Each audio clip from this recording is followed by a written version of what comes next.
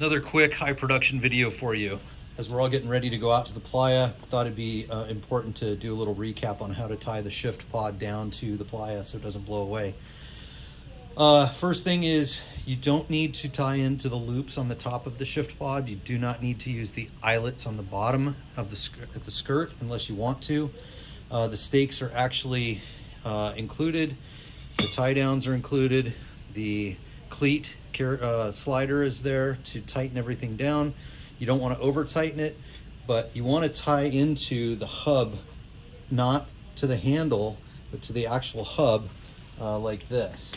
Clip in there, it should rotate. And a couple of pro tips. In high wind, you want to have the stake out as far as you can get it. So minimum 3 feet, 4 or 5 feet if you can do it. You might have to loosen this up and let that slide and then tighten it down as you need it.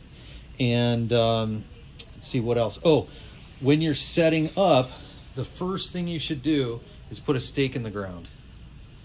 Pound it in at a 45-degree angle against the load, so away from the Shiftpod, and clip in like that.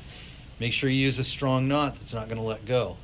The other thing is pound that all the way in so it's below the surface so people don't step on it and trip on it and rip their toes open. That's no fun. I've done it and it's no bueno. So put that in at a 45-degree angle. This is the first thing that you should do when you set up a Shiftpod in the wind. Put a stake in the ground, put one wall out and clip in so that it doesn't go anywhere.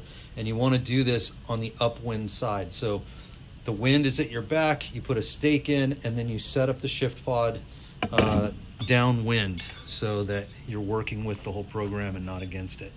So there you go. Quick tips, pro tips for you. Have a great time, and we'll see you in the dirt and dust.